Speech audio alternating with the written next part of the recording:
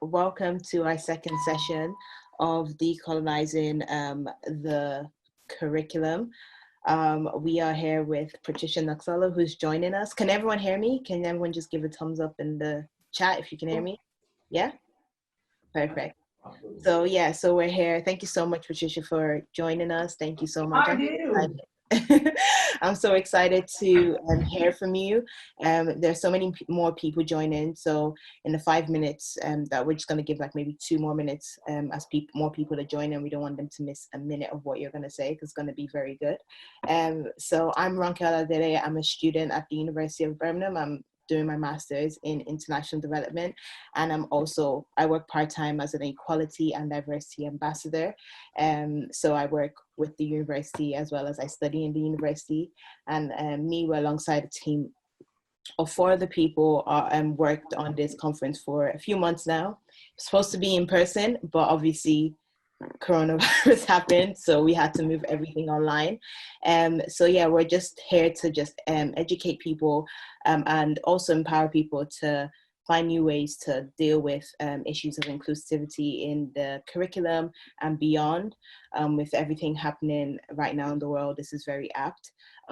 We will include some links in the chat during the whole conference. There are 2 main lists. So there are ally resources due to anti-racist literature and things like that. There are also mental health resources because this past few weeks have been a lot, particularly for me as a Black woman, and also a lot of other people here. It's just been quite distressing. So we have links as well to support with that, links to different mental health resources that you can tune into and make use of.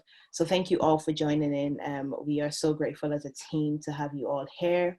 And I'm just gonna pass over to Patricia where she can share her screen and we can start. Okay. So hi everyone, I'm a little bit of a digital novice, so you'll have to bear with me while I try and do what I can do. All right, so I just want to start off by saying thank you to Ronke in particular, who has just done amazing things with this. You know, most people to set up the original panel that she had set up within the University of Birmingham, that would have been a big thing, and it was a big thing already. And I love it when students do things like this. So I was more than happy to take part in that. But then now she hasn't been at all deterred by a global pandemic and has managed to set up, you know, not 1, but 4, was I think how many sessions? 5 sessions with different academics, and it's totally sold out on Eventbrite. I mean, it's wonderfully successful. So it makes me so proud to see this kind of session by Black students coming into place. It makes me so hopeful for the future. So that's where I wanted to start off. So, okay, my name's Pat Noxolo. I'm a senior lecturer in human geography. I don't know whether many people know much about geography. I know that that's not Ronke's home subject, but geography is it's an overwhelmingly white discipline, it has to be said. But within that, we're beginning to get together enough Black academics and staff to be able to get a race group together of the Royal Geographical Society. That gives you a measure of where we are, the Royal Geographical Society. So we have this group called the Race Group, and I'm secretary of that. And that's one way in which we're starting to support each other to be able to be louder on some of these issues. As Ronke mentioned, recently it's been a very tough time for us as Black people around the world, not only because of the disproportionate number of deaths from COVID-19, which obviously has devastated many of our communities, but also because of the death of George Floyd and what that's meant in terms of all the traumatic images that have been circulating, all of the kinds of discussions that there've been, and the demand for trauma-filled witness, which has been actually quite difficult for many of us, but also feels like a moment of opportunity. So in some ways I'm down, but I'm not out. I'm I'm devastated, but I'm hopeful. I don't want to be too long with this because I want to be able to, for us to be able to have discussion coming off it. So, so I want to just whiz through. I've got a few PowerPoints. I'm going to take each of them quite quickly. I can go back to any of them during the Q&A if you'd like that. All right, so the first thing that I want to just tell you is introduce this, is that when Ronke asked me what I'd like to speak about, I thought, well, I'd like to speak about something that I need to think about at the moment, which is the move towards bimodal or blended learning. And what that means is that we are going to be teaching not only on campus, but also online. And I think that we're forced into that. It's a crisis measure. And that means that it's a moment of opportunity. It's a direction of travel that we've been moving in for some time. But it's also a moment when all kinds of inequalities might thrive. And it's a moment of renewed struggle. What do we do online that we didn't do offline? So I've been grateful of the opportunity to have a think about this. I've been teaching in the higher education sector for over 20 years now. And it's always been offline. It's always been on campus, face-to-face, smiling with people and into their eyes, and passing information and sharing. So this is a bit new for me, and I want to be able to think it through. What does it mean? So I've come up with 3 points, and each of them has a question. The first is about business as usual, which is a term that's been thrown around a little bit. What does it mean when we go online? So what's the digital difference? The second is about surveillance, which is always an issue for Black people. Surveillance, assessment and transparency. Who's going to be watching us online? And what are going to be their purposes? What for? And then questions of access, marginality and interactivity. How can we really kind of think about Black digital discourse and actually really share that space? So I'll take each of those one by one. The first, business as usual. What's the digital difference? So one thing we can say is that Black people love education, and this is something that Heidi Safia Mirza has told us from a very long time ago, talking with Black young people about education.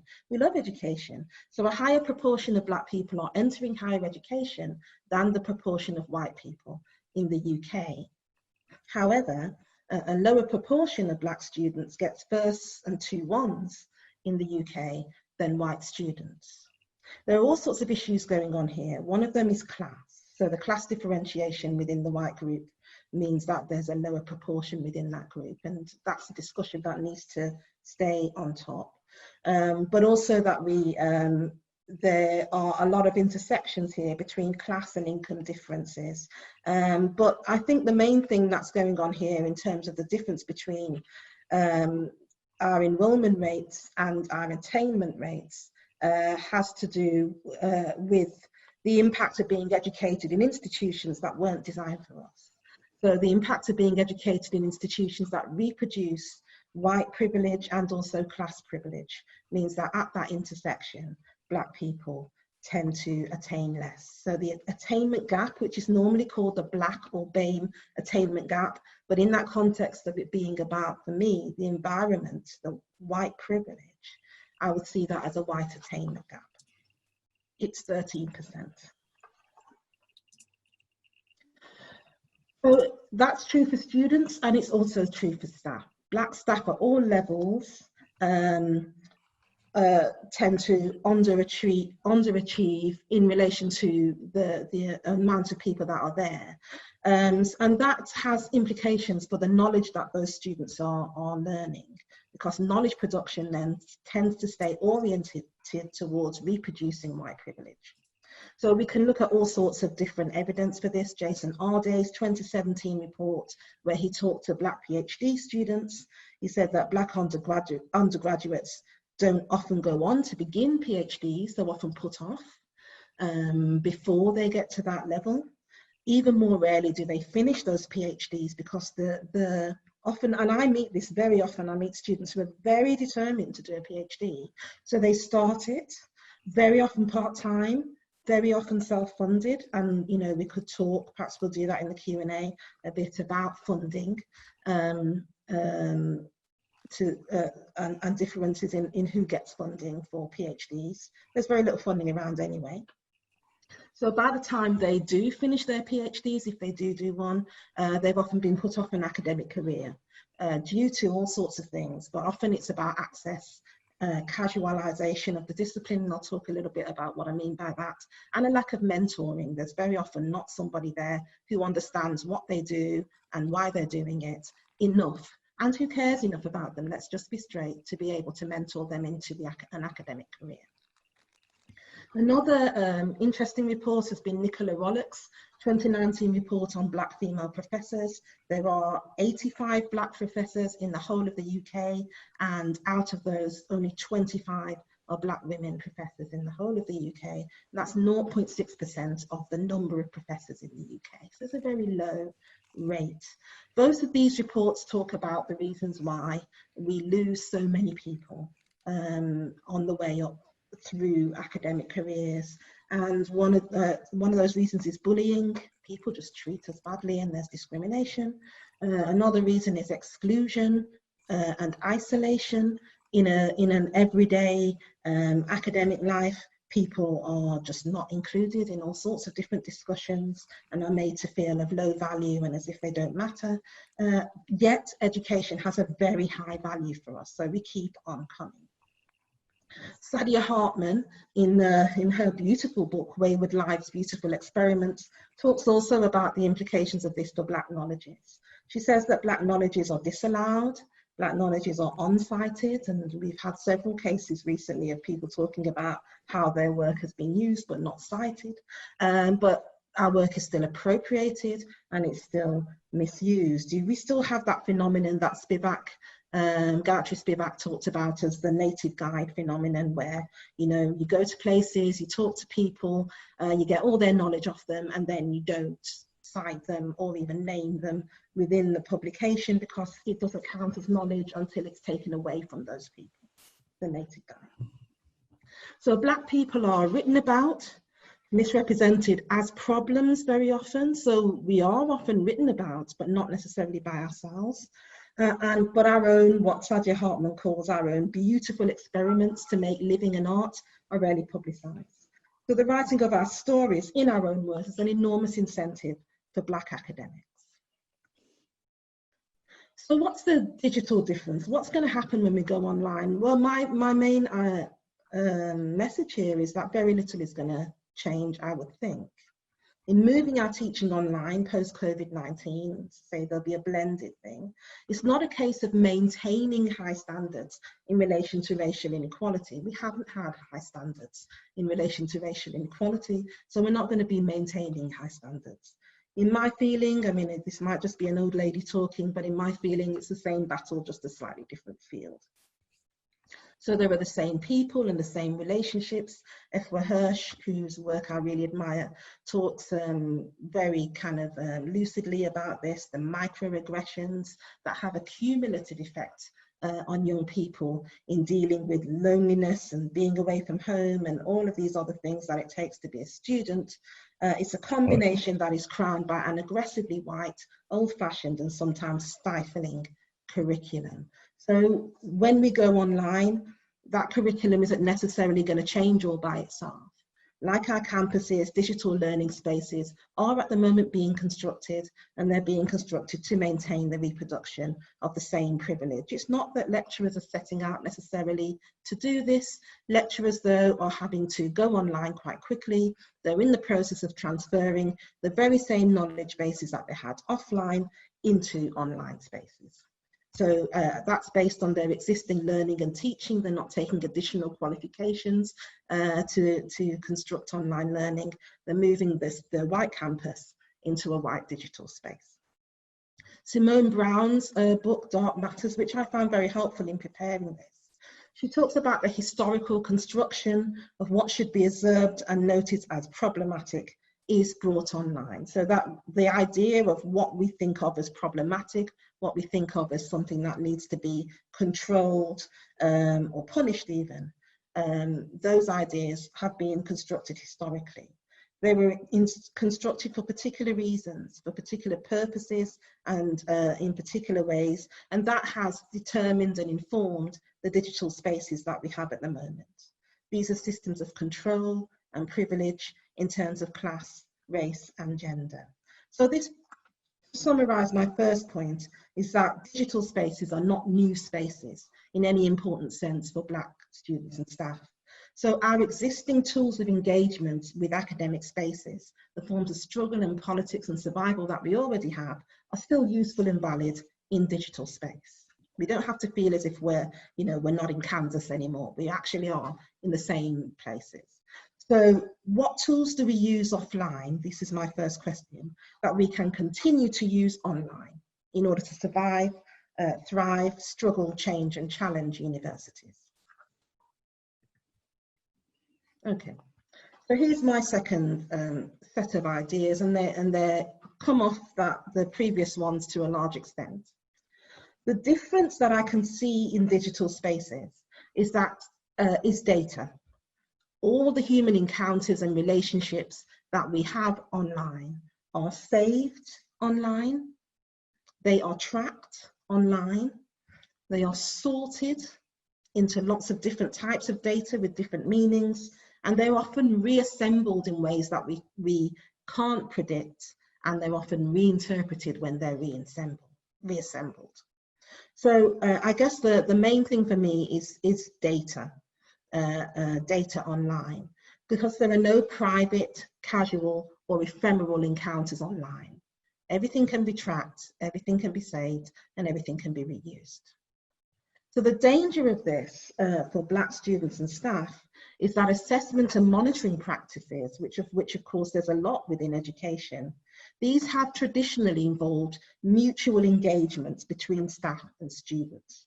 So students might complete an exam paper. They know they're completing an exam paper. Staff mark that exam paper, and the mark that the student gets, they know it's related to that exam paper. The same with coursework, the same with class registers when we're monitoring attendance. So students have always known what staff are doing, and we've done our best over time to be more and more transparent about that as well, to have clear criteria by which we mark.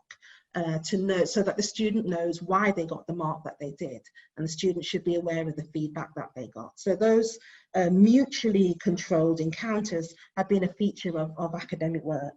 What we have now, or what the danger is for me, is that there might be more assessor-controlled surveillance.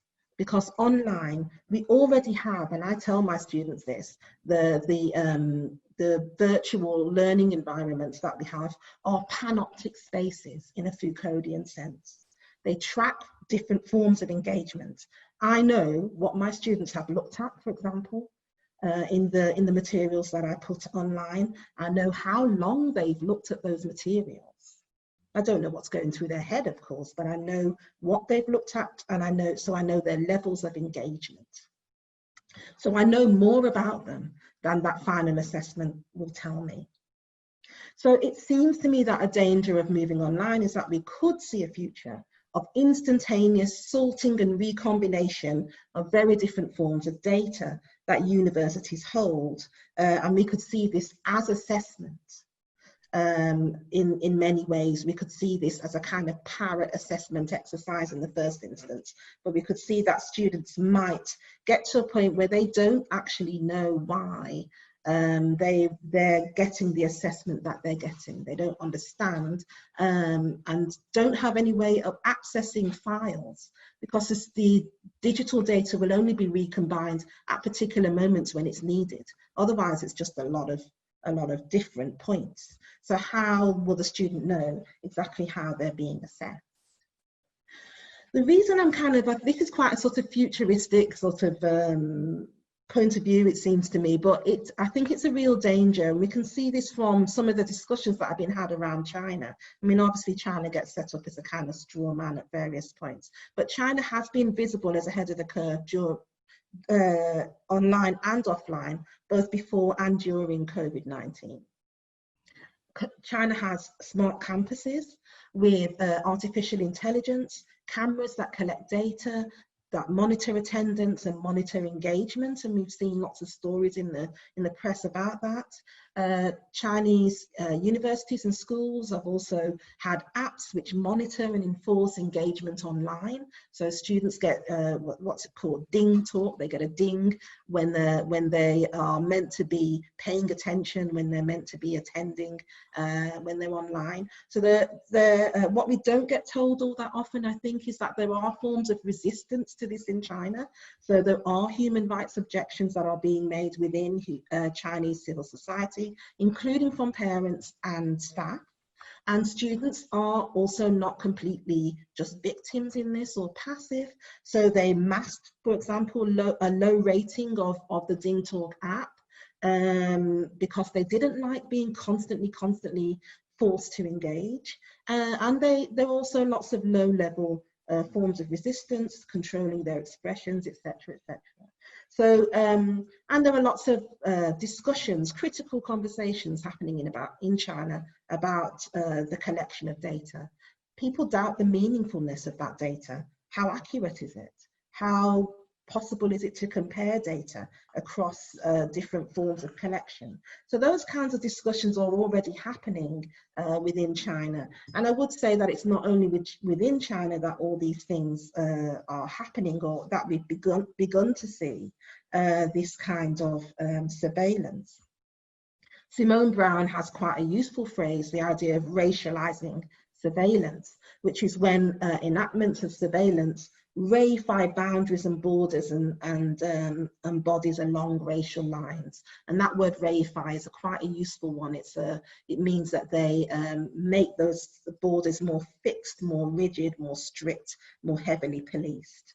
So in some ways, data and surveillance can actually make racial divides happen or bring them into being.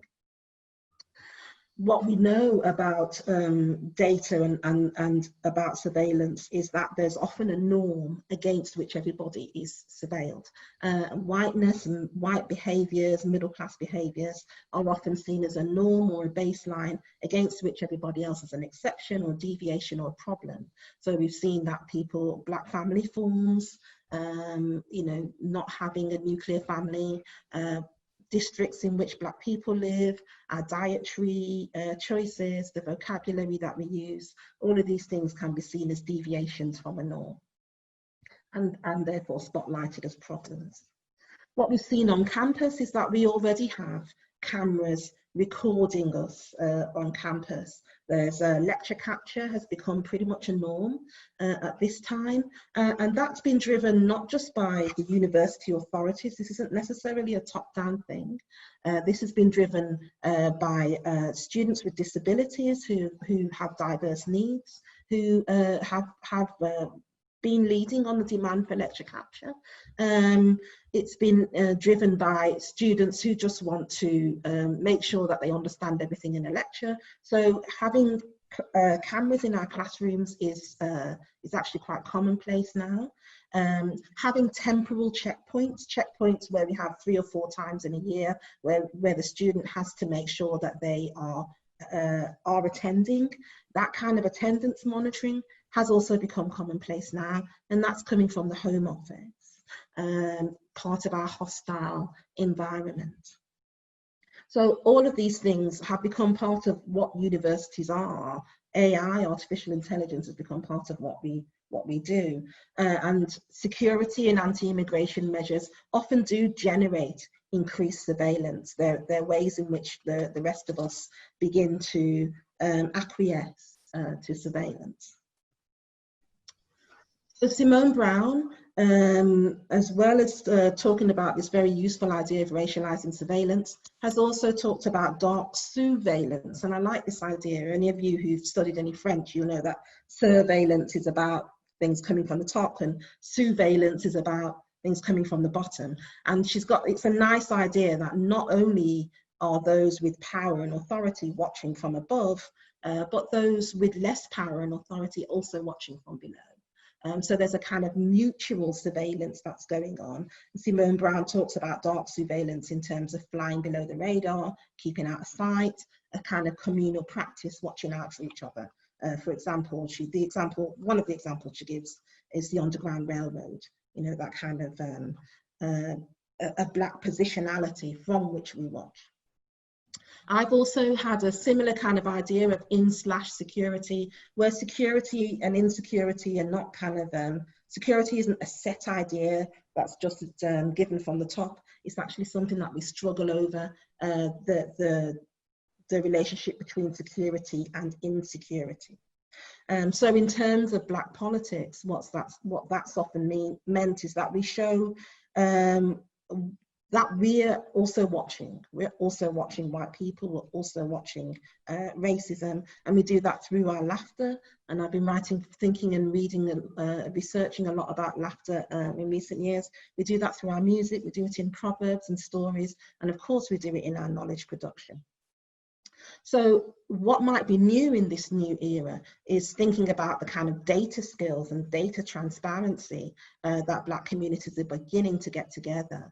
So for example, organizations like Data for Black Lives, which was one founded by Yeshimabeit Milner, these kinds of organizations already exist online, and we're already beginning to get an idea of actually how do we look back, or how do we what do we watch and how do we watch?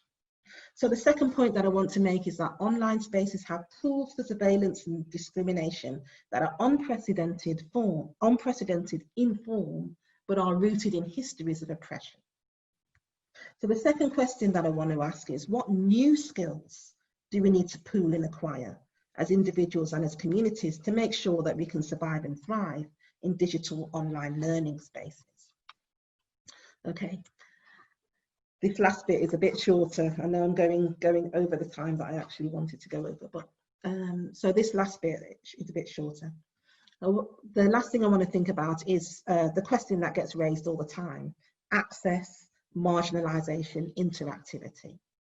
So these are basic questions about access and marginalisation, what's normally packaged to get together as digital divides. But I think people often take that in quite a simple way, that digital divides are about having or not having a computer. There's more than that going on. These divides are not as clear as they once were. So mobile and smartphone use has meant that people don't necessarily need PCs to be able to take part in something. It's not necessarily about spending thousands of pounds to be able to take part in digital worlds, but it's still important that income is a very important determinant of who gets dedicated equipment.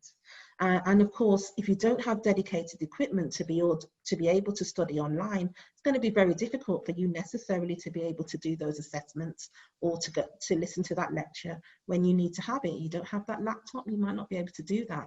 On top of having that laptop, you also need that dedicated space at home in which to study. So, you know, it's fine having a laptop, but do you need to do that? Do you need to be on your laptop in the living room with you know, however many brothers and sisters also with you in that living room? How can you really concentrate? So lower income students are already less likely to enter higher education, and they are already disadvantaged when they get there, and online spaces are not necessarily going to make that any better. And that's true for students, but it's also true for staff. Increasing numbers of staff, of academic staff are on precarious contracts. They're hourly paid. This is what I mentioned earlier called casualisation, and that's been an ongoing thing since well before the COVID-19 crisis. Black staff then are overrepresented in these positions. And post-COVID-19, it looks as if the universities are beginning to worry about having less money than they used to have, because it's possible that people won't be able to travel to study as they used to do. And that is working out in plans to cut casualised roles. That's going to have a disproportionate impact on Black staff who are in those casualised and marginal roles. So in those circumstances, will those staff actually be able to afford to teach? Even if they get a few hours teaching, will they have the equipment that they need? Will they be living in the kinds of accommodation that they need to be living in? Can they afford to? Can they afford to teach online? But of course, the upside of online spaces in terms of Black discourse is that Interactivity over social media is at an all-time high. There are lots of para-academic organizations and groups. They do intellectual and political work, but they do it outside of the university space. Galdem is a prime example of this. Black Girl Book Club, they're the ones in the picture there. Black British Professionals in STEM. All of these people are doing a lot of work to create knowledge and to circulate knowledge in digital spaces. So universities are just beginning to sluggishly move online, but these organizations were actually born online. They are agile and they are already there. So that means that one, they're collecting archives of alternative forms of knowledge production. Two, they're very comfortable with clear and accessible digital discourse. And three, they're creating accessible spaces where people feel that they can actually be part of those spaces. So university projects are starting to learn from them. One that I found was the Real Black Grandmothers project, which is gorgeous and well worth a look. So there's a lot going on in terms of Black discourse, partly because we've been kept out of universities, we've colonized online. So the third point and final point is that online spaces are far from equal in terms of access to learning, but online spaces are also being appropriated by many Black groups who are producing and circulating knowledge in their own terms. So my final question is this: are there distinctively Black forms of digital expression? And if there are, which I think is a fascinating thing, are there forms of collaboration that could enhance online learning and teaching for Black students and staff without universities negatively appropriating Black expression? Okay, so that's me done. Back to you, Ronki. Wow, thank you so much. That was so informative. I really enjoyed that. Claps all around. Everyone, loads of people are clapping right now. So yeah, thank you so much for that. We will be accepting questions now in the group chat. So how it's gonna go, and last time this went over an hour. So I mean, it might go over 5 minutes past 2 o'clock. Is that okay, Patricia? And so yeah, we're gonna answer some questions. So you can just type your questions in the chat right now, and after that we can give some people a chance to make some comments and also speak out. So I'm going to wait just a few moments for people to type questions.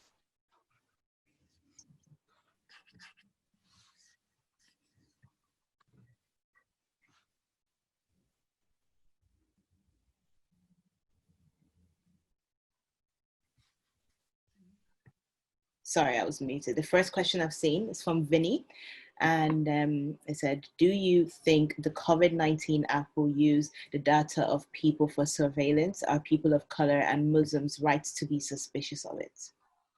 Okay, so I don't know much about that app. In some, as I mentioned at the beginning, I kind of, although I've looked at security, I haven't looked at surveillance very much in terms of my actual research. What I would say though is that I've had several kind of messages from various people, women as well as Black people, who are concerned that people will, not only will the state be able to surveil where we go and what we do, but also other individuals will be able to surveil where we go and what we do. And there are some security issues in there for those of us who are in any kinds of vulnerable positions, and that pretty much means all of us. But yes, there are some human rights issues in there about who should know where we are all the time. I think it's also true that as we've gradually kind of slipped into a digital world, and for those of us who are kind of older in our 50s, there are lots of things that are sort of a bit strange about this new digital world. The way we're all carrying around smartphones and digital devices means that quite often our whereabouts can be tracked. Many of us don't even know how to turn off those kinds of tracking mechanisms, which are defaults on our phones. So we've kind of acquiesced to that in lots of ways. The battle on that has kind of been won, and it feels as if the COVID-19 app is an extension of what we've all kind of acquiesced for already. I think it is a moment though for those who have been thinking about surveillance for some time to begin to really head that discussion about what does that app mean for us? What do these kinds of developments mean for Black people in particular? Yes, thank you. Olivia says, checking in on students personally before and after classes in a casual manner becomes impossible with online teaching. Do we need to shift the boundaries of how we make more casual social relations online so offer pastoral care? Yeah, this is I think the pastoral care is a really important one, and this is something that I've always found a key part of my work. I just the other day, for example, got an email from a student, a Black student who I taught several years ago, who emailed me and said, you know, thank you for being my only Black teacher ever in my whole educational career. And one of the things that has been important to me as an academic has been about staying, just surviving, so that I can be there to talk to people when they have, you know, kind of issues of all kinds, when they feel that isolation, when they, just to kind of be an emblem in a way of that, of not being so isolated. And I think all of these sorts of pastoral issues are going to be more acute when people are online, when they're in big lectures, you know, that look like the experience we're having now, and they'll look around those, you know, the gallery, and they'll see that it's basically just them. It's the only Black face in there, or they'll want to respond to something that somebody's saying in that group, but it's too big. And the chat is just going off on stuff that makes them feel even more isolated. I think there is going to be a really strong need for some kind of pastoral organisation in a way. Each university will try, and we've had quite strong messages from our university to try really hard in terms of pastoral work. But I know that some of my colleagues will really take that on. And will try as much as they can to engage with their students. But it's not what you get rewarded for. What you get rewarded for as an academic is drawing down big books and going off and, you know, researching the world and coming back with, you know, big knowledge and information. It's not about having those one-to-one chats that take such a long time with students online. You know, it's not what you get rewarded for. So I think from experience, many of the female staff will have those conversations and prioritize those. Just in as a broad idea, many of our male staff, you know, who are used to being on top academically, will hear that message, but won't prioritize it, shall we say. But yeah, I think pastoral is going to be really important online. Yeah. So Julia, I'm sorry if I pronounced that wrong, says, thanks, Pat. Speaking as a lecturer, how can we best support students who are struggling with access to the internet, working spaces, etc., etc.? Yeah, it's a really difficult thing because the online space demands that equipment, and it's very difficult to actually.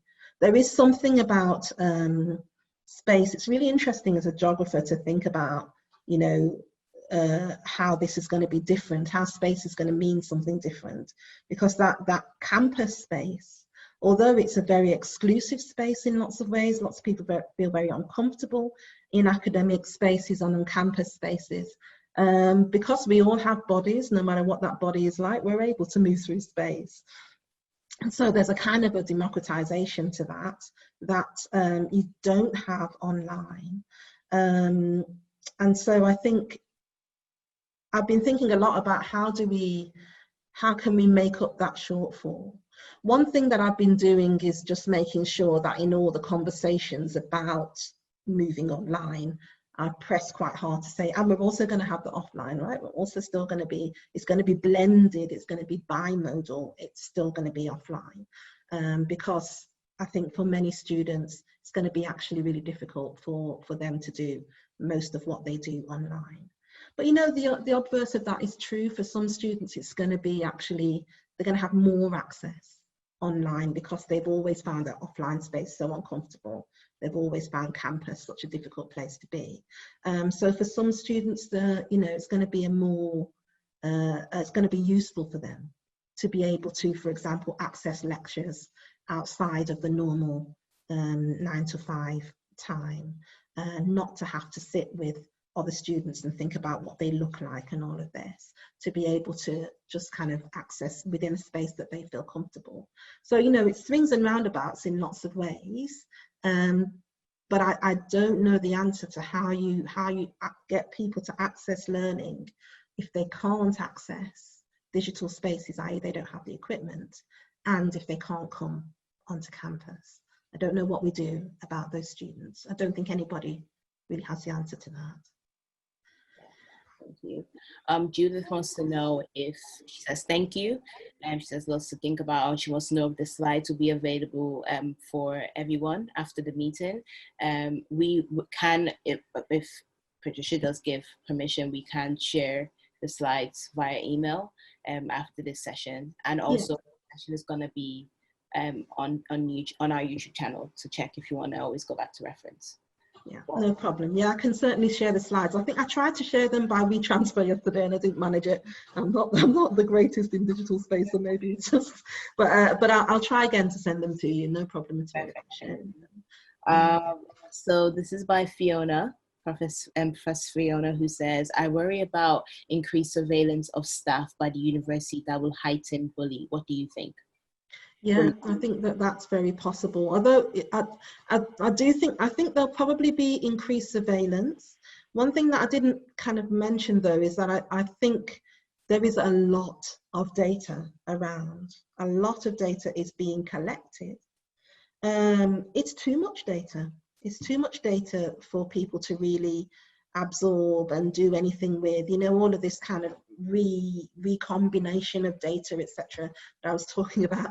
Actually, for senior management, much as they might like it, there's a kind of a God fantasy around this collection of data.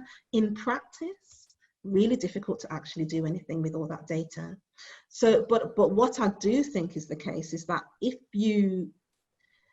there's a reason why they want to,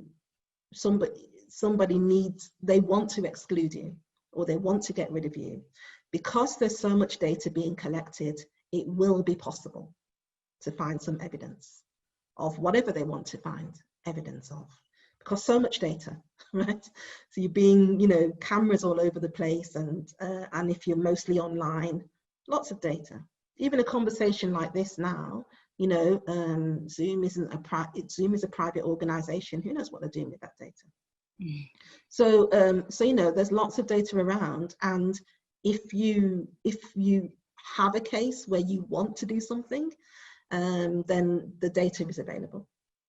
One of the things that people that I was thinking about it was Sarah Ahmed and her work on complaints, for example, because actually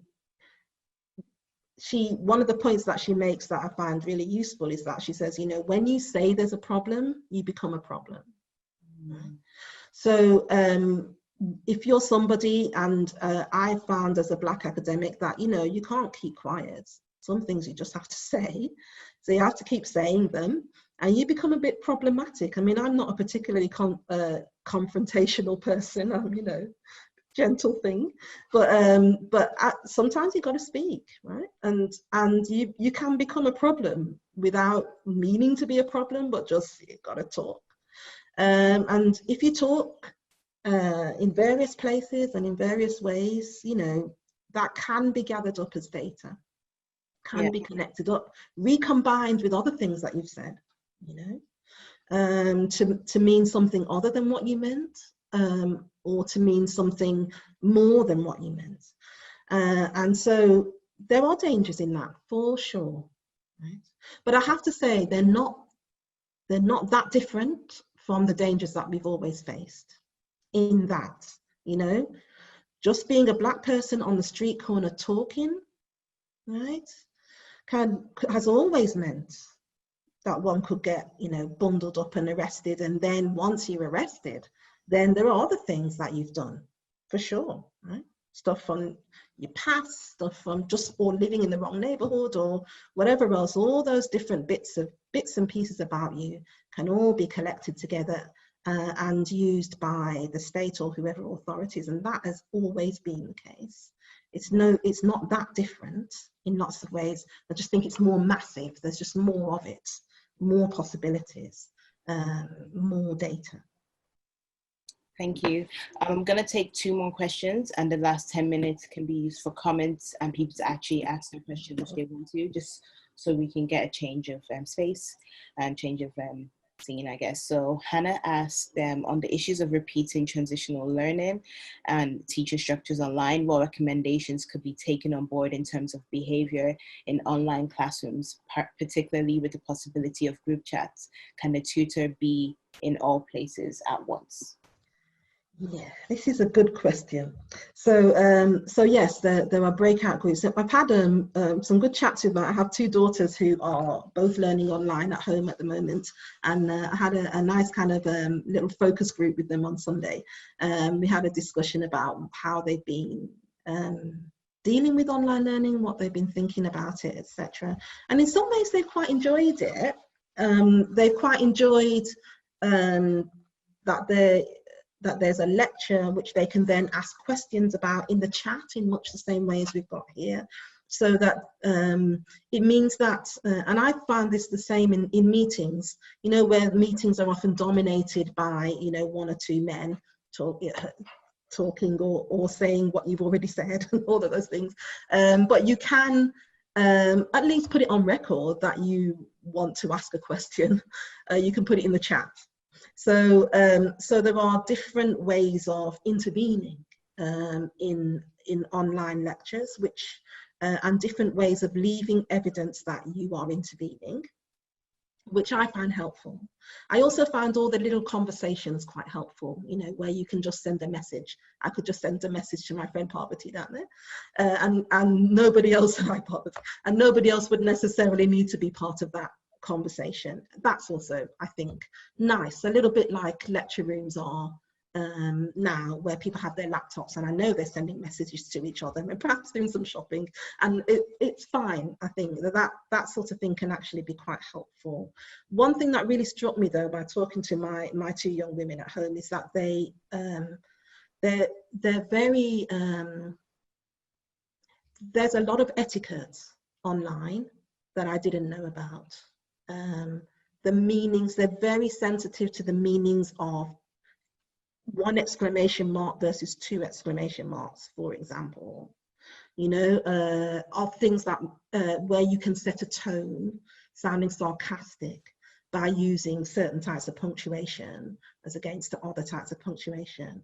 And I'm very aware, they're very aware about how they come across if they send something to me, not to me, to their lecturer. So there were lots of different kind of forms of etiquette online, which is what made me start to think about, is there a kind of distinctive discourse online? Are there tools that we as kind of, you know, maybe a younger generation of lecturer might know, but I don't know? Are there forms of expression that can be used quite subversively, which I think would be great, or can be used, you know, or where we can make faux pas of various kinds. Just to go back, I know I'm talking for a long time, but just this question about the breakout room. Well, I think this is a really important question, because COVID-19 is happening at a time where the universities are also trying to save money, not just because they've got less money because of the pandemic. That was always the direction of travel, right? Under capitalism, you're always trying to save money, right? So at that time, it is likely that you will have fewer casual staff, the sort of person who might have come and helped with seminars. Also, we will have fewer postgraduate demonstrators, because that's an area where you can save money, right? So those breakout rooms where people will go and have their conversations, they are unlikely, I think, although, you know, hopefully that could change, but they're unlikely to be monitored or assisted by staff unless they have to be. this is an area I think where students could push, you know, students could push to say, you know, for our learning, we need a facilitator in our small group learning. Because I think you actually do. Because otherwise, one of the students in that group or two of the students in that group become the facilitator. Somebody takes that role, right? So, you know, if they're not going to pay somebody to take that role, students need to ask, you know, why am I taking that role? Because as the questioner said, the lecturer can't be everywhere. So if there's going to be fewer lecturers around, students are going to have to jump up and take some of those roles. Don't get me wrong, it's sometimes good for students to learn those skills. As we can see with Ronke, it's very successful when students take those roles. It's a professional skill, but you know, you're paying for an education, and for Black students and for other marginalised students, sometimes it's very uncomfortable being in those groups without somebody monitoring. Sometimes stuff comes up that you have to deal with that you shouldn't have to deal with. So yeah, for me, this is something that students need to hold universities to account for the learning that they're getting online, and make sure that it's properly resourced. Thank you so much. The last question I'm going to read out before we move on to comments is by Salima. And she says, I am writing a PhD about the academic experiences of Black students and staff at universities in the UK. Can I ask what you think is the issue regarding Black students in higher education and why they are struggling to get scholarships? Okay, the scholarships is a really interesting question. So I have a very dynamic Black PhD student at the moment. I love her. She's called Rita Gale. And Rita is going out there and making some noise. I love Rita Gale. Rita has been, she was one of the people who set up, what's it called? Something Futures. Somebody will know. Academic Futures or something like this. Oh, I feel bad for forgetting that, so I should have told you. But she, one of the things that she is doing is she has HRC funding, and she is talking very clearly and positively to Midland school cities about why it is that there are so few Black students who have funding from HRC. One of the issues is certainly that there is very little funding, very, very little funding. And so the only funding that becomes available for British students is UKRI funding. And it's a very small pot. It's very, very competitive, that is for sure. And so the people who get it are very few anyway. So the ones who get it then are the ones who already have some form of advantage. You know, so I showed the figures on my PowerPoint about, you know, kind of students, white students from a high income background. You know, they're like 5 or 6 times more likely to be at the kinds of university that tends to draw down that funding, which is like University of Birmingham, for example, has a good track record for drawing down that kind of funding. That's already one of the issues, in that more Black students will tend to go to second tier universities, the kind that I used to work at, Nottingham-Trent University or Birmingham City University. It's not that they're second tier in terms of, you know, anything that counts, quality or whatever. It's because they're, you know, they're more new, they've come around more recently, etc. So Black students will tend to go to those kinds of universities. They'll tend to stick closer to home. And those kinds of universities have less of a track record for drawing down that kind of funding. That's one of the issues that's going on. The other issue is that we don't tend to have very good outcomes coming out of school for all kinds of very well documented reasons. So when we join university, we're already often on a slight back foot, means that we don't necessarily meet the entrance requirements for some of the higher tier universities. It also means that we don't necessarily come with some of the study skills that people come with when they go to kind of grammar schools, etc., or private schools. So it means that we often don't get those 2 1s or firsts, and the universities also have to take their share of the blame in that they don't give us those academic skills. So they tend to assume them from our previous education, and since our previous education let us down, we don't have them. And so we don't get those 2 1s or firsts, and if we don't get those firsts and distinction, we don't draw down that UKRI funding.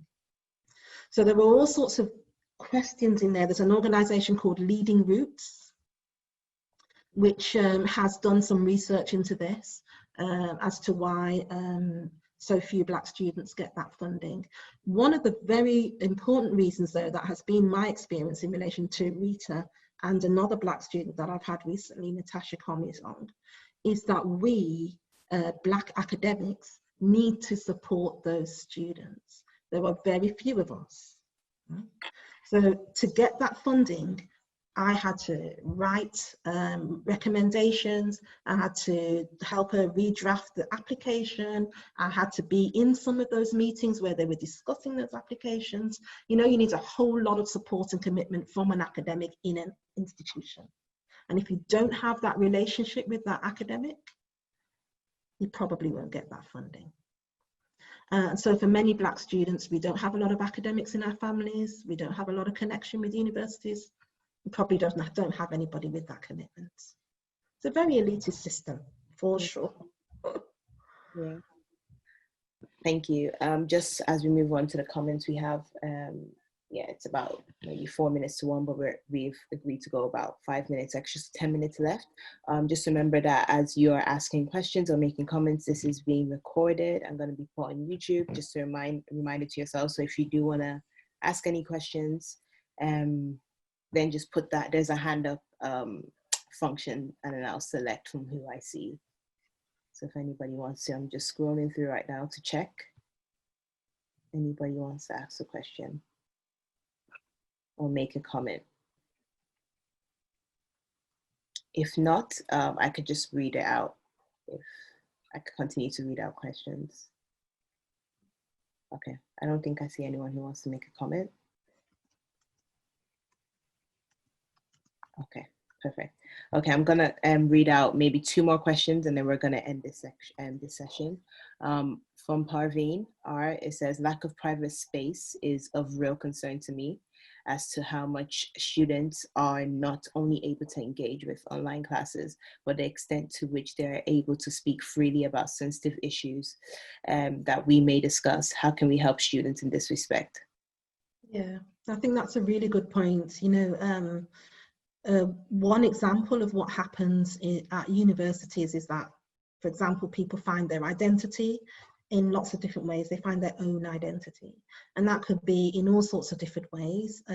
One kind of obvious way is that they might find their own sexuality, and one of the ways in which that can happen is through their learning.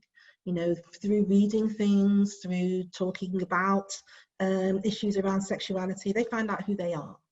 And to have those conversations when you're at home, you know, in a room where the television's on and you've got your headphones on and you're talking into the mic and everybody else can hear you, you're not going to be having those conversations in that kind of context. You're not going to want to have those conversations. You're not even going to want to read those things. Have something on your screen that somebody else in your family could casually look at and then start asking you questions about and things. So there are all sorts of questions in there, also political questions about, you know, kind of the ways in which the demands that are made on students who live at home with their families, you know, the kinds of looking after other family members, the kinds of involvement that they have in other things that are going on in the household, that make it very distracting for them when they're wanting to get on with their work. This is one thing that I find quite worrying about, you know, take-home exams where you have 24 hours or 2 days to do something, because something can, if you're at home, something can kick off during that day or two. or you might have caring responsibilities, and you just don't get to focus on that assessment. It's not because you're not good at this, it's because your time is really fractured in lots of ways. So at the moment, this is something that I just keep raising around the difficulties that people have in having a space of their own, a room of one's own, as has been said, to just kind of be able to focus on your study. I feel like once we're back on campus, we can at least offer people that possibility of coming back on campus and having a little bit of study space of their own. Whilst we're not on campus, I feel like there may be ways in which we need to work with, thinking about it, kind of local authorities or other state providers, to think about all those public spaces, library spaces and other spaces that are closed at the moment, but once they open up for people to be able to access. I don't know how I would have got through my A-levels, for example, if we hadn't had Birmingham Public Library. It was a really important space. I was very sad when it got knocked down. A really important space for me to do that study, because we were living in a very small flat, 7 of us. Really difficult actually to find that study space, even though my family were very behind me in terms of my studies. But Birmingham Library was really, really the foundation of myself as an academic, I think. So it's I guess it's about encouraging our students to find those spaces. They will find them. But yeah, I think they kind of need our help to think about that.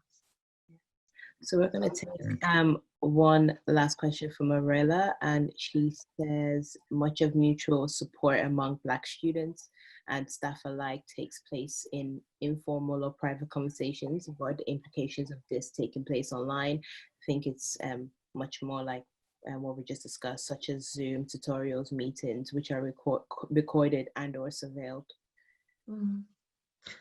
Yeah, that does worry me, actually. I think I often have people drop in on me in my office or email me and ask for an appointment.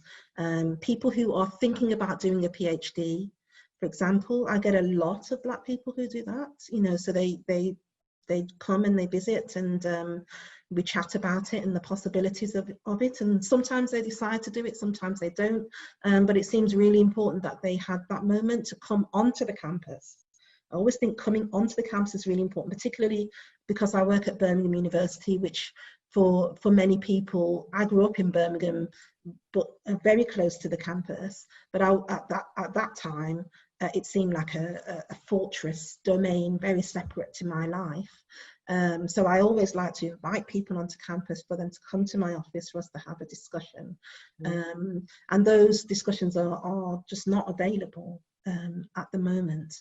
I think there is something similar sometimes happening on Twitter, for example. So some forms of social media can create that sort of informal encounter and has the advantage of being able to link to lots of other types of formal encounter, which that can be really helpful. I found Twitter really helpful just recently, much more so than Facebook, because Facebook is a more closed group, whereas Twitter feels very open.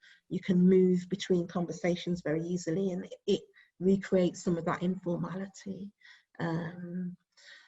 Yeah. But apart from that, I think kind of for people to contact you. I've had a telephone conversation with somebody who was thinking about going back to university, so it can work, but they have to know that you're available. They have to obviously have the confidence to contact you and for you to set up a kind of appointment for them, and all of that takes a little bit of time. But slowly, I think people go through lots of stages of progression before they kind of hit you, and then you give them more confidence to go further. Yeah.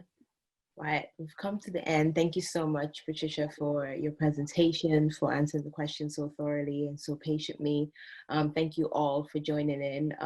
Really appreciate it. I speak for the team. That it wasn't easy to bring this all together, but having loads of people come in and enjoy and participate is honestly so encouraging. So thank you so much again for joining. Once again, remember to follow us on Instagram. Our Instagram handle is at decolonizingUOB. So follow us for updates or anything else that we might be doing, because we might maybe pop some more things after the schedule conferences. But yeah, so please follow us and please keep updated. Also, this is going to be on YouTube, and we will try our best to send Patricia's slides out to anyone who's attended this session. So thank you so much once again. Thank you, Patricia. And yes, I'm ending the meeting now. Have a great day. Well done, Ronke. Bye.